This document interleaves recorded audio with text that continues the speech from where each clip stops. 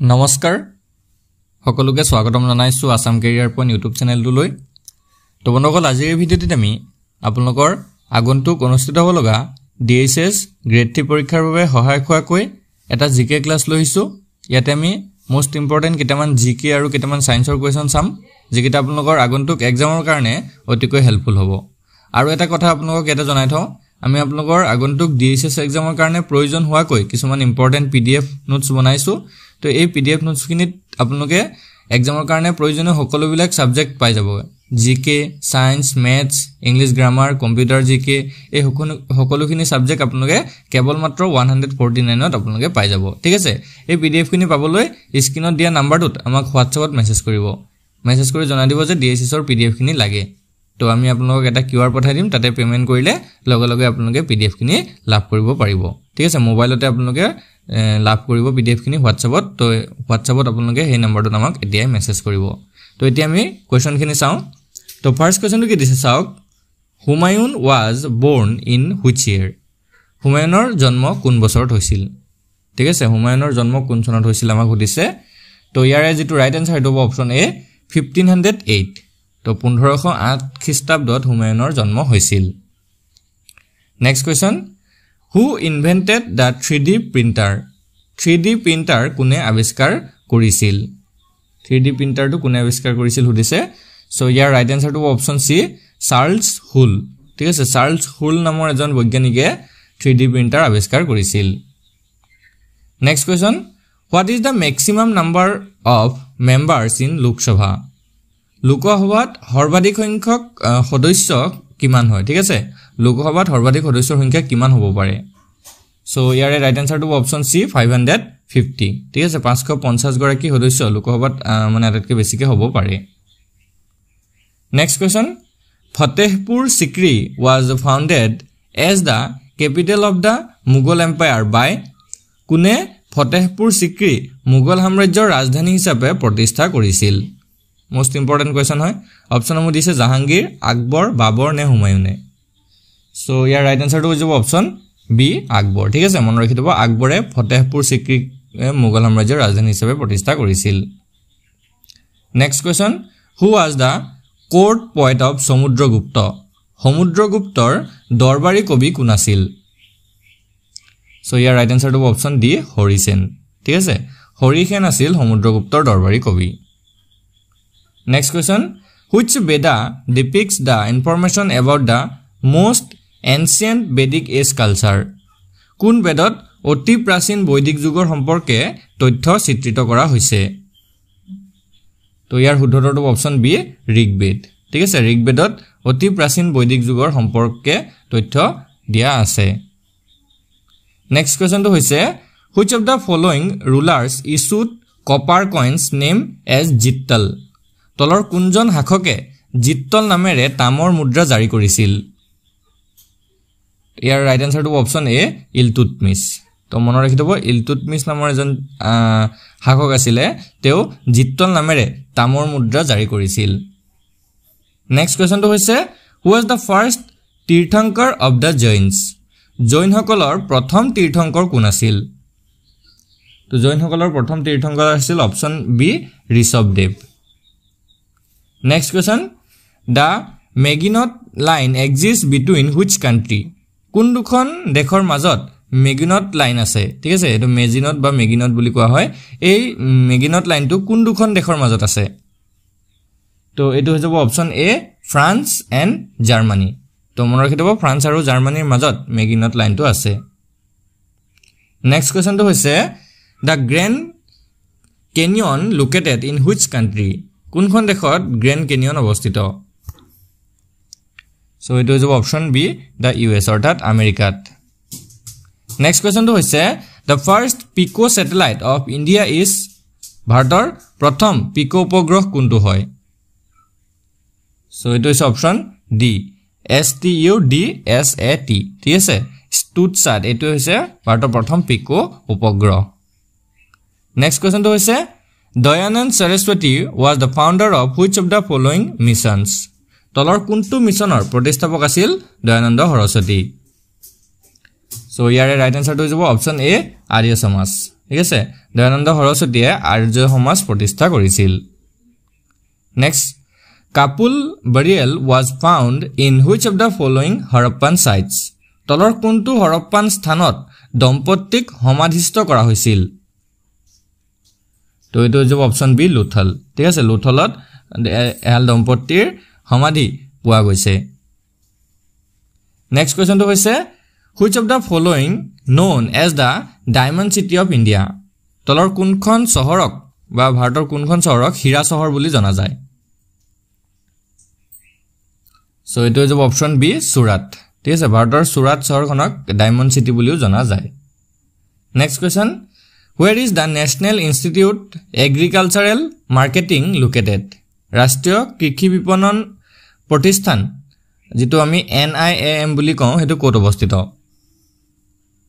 তো এটো যে অপচন ডি জয়পুৰ ঠিক আছে জয়পুৰত আছে NIAM next question the dockyard was found in which of the following sites of Indus Valley civilization Hindu উপত্যকা সভ্যতাৰ তলৰ কোনটো স্থানত ডকয়াৰ্ড পোৱা গৈছিল তো এটো যে অপচন ডি লোথাল নেক্সট কোৱেশ্চনটো হৈছে Kalinga's king Kharvela was associated with which of the following dynasty কলিংগৰ ৰজা খাৰভেলা তলৰ কোনটো বংশৰ লগত জড়িত আছিল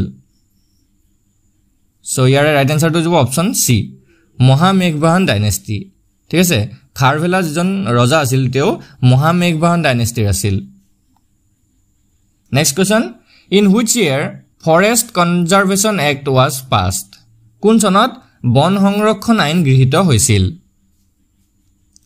তো এটো শুদ্ধটো অপচন এ 1980 ঠিক আছে 1980 চনত নেক্সট কোৱেশ্চনটো হৈছে the famous Lucknow Pact of 1916 was signed between তো 1916 চনৰ যেটো বিখ্যাত লক্ষ্ণৌ চুক্তি আছিল তো কাৰ মাজত স্বাক্ষৰিত হৈছিল হুদিছে তো এটো মনত ৰাখিব এটো হৈছে option D Bal Gangadhar Tilak and Mohammad Ali Jinnah ঠিক আছে মোহাম্মদ আলী জিন্না আৰু বাল গংগাধৰ তিলক তেওঁলোকৰ মাজত এই 1916 চনৰ লক্ষ্ণৌ চুক্তিটো স্বাক্ষৰিত হৈছিল next question what does ত্ৰিৰত্ন mean in buddhism বৌদ্ধ ধৰ্মত ত্ৰিৰত্নৰ অৰ্থ কি হয়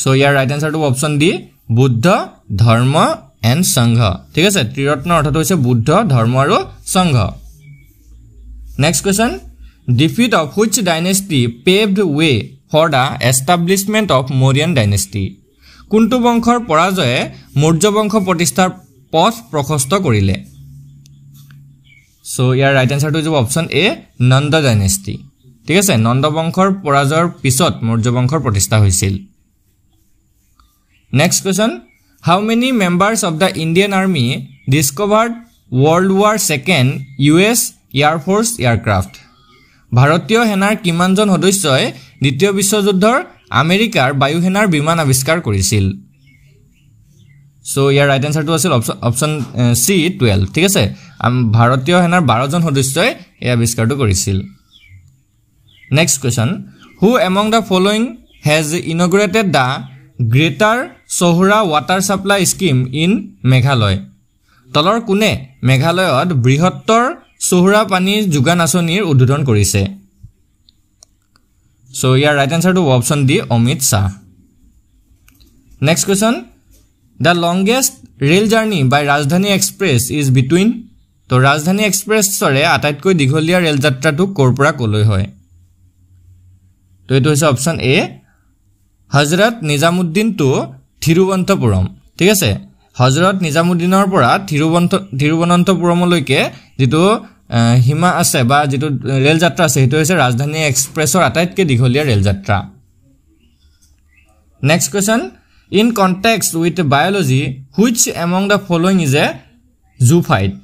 জীৱবিজ্ঞানৰ প্ৰসংগ তলৰ কোনটো zoophyte হয় ঠিক আছে zoophyteৰ মিনিংটো কি হয় আসলতে সো ইয়াৰে শুদ্ধটো হৈছে option B an animal that resembles a plant এনেকুৱা এটা এনিমেল যি যাক মানে উদ্ভিদৰ সৈতে তুলনা কৰিব পাৰি next question Which among the following is the most common method of pollination in flowers without petals?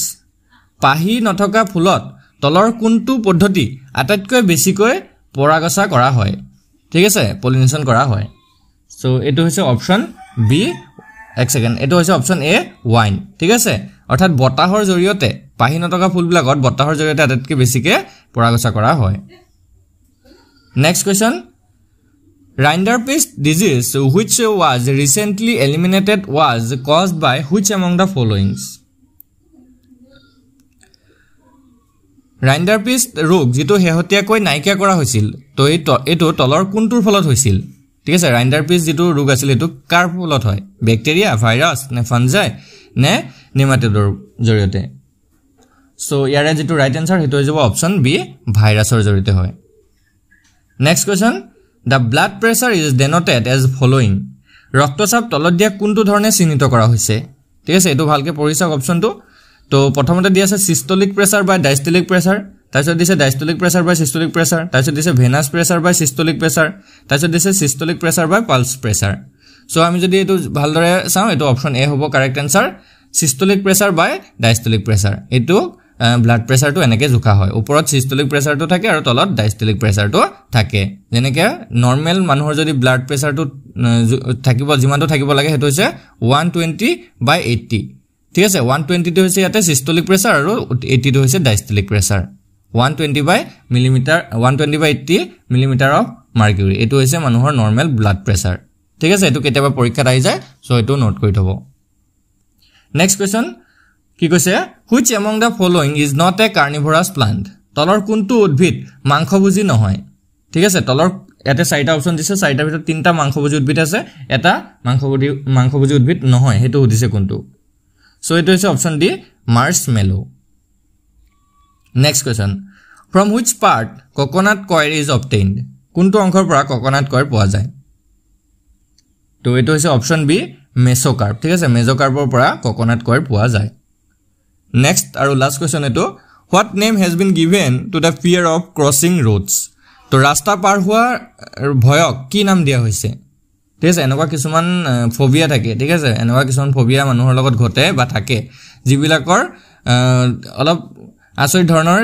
তেওঁলোকৰ কিছুমান মানে সিম্পটমস থাকে তো ৰাস্তা পাৰ হোৱাৰ কিছুমান মানুহৰ ভয় থাকে সো সেই ভয়টো কি নাম দিয়া হৈছে তো ইয়াৰে শুদ্ধতৰটো যাব অপচন ডি এগাইৰোফোবিয়া ঠিক আছে ৰাস্তা পাৰ হোৱা যেটো ভৰ হেতুক এগাইৰোফোবিয়া বুলি কোৱা হৈছে তো আজি ভিডিওত আমি একিটা কোৱেশ্চন আলোচনা কৰিলো তো যদি ভিডিওটো ভাল লাগে ভিডিওটো এটা লাইক কৰি দিব আৰু চেনেলটো সাবস্ক্ৰাইব কৰি থব কাৰণ এনেকুৱা ধৰণৰ এতিয়া ডেইলি আপোনালোকে ভিডিও বিলাক টপিক ওয়াইজ পাই থাকিব আৰু যদি আপোনালোকৰ পিডিএফ কিনি লাগে খুব কম মূল্যত আপোনালোকে যদি পিডিএফ কিনি লব বিচাৰে তেতিয়া হলে আমাক এই নম্বৰটো তেতিয়া WhatsAppত মেছেজ কৰিব নম্বৰটো হৈছে আমাৰ 8133840965 ইয়াতে আমাক WhatsAppত মেছেজ কৰিব আৰু জনাই দিব যে ডিএসএছ ৰ পিডিএফ কিনি লাগে তো কেৱল 149 ত আমি আপোনাক গোটেইখিনি সাবজেক্টৰ পিডিএফ দি দিম ঠিক আছে এতিয়া আমাক WhatsAppত মেছেজ কৰিব আৰু আজি ভিডিওটো চোৱাৰ কাৰণে সকলোকে ধন্যবাদ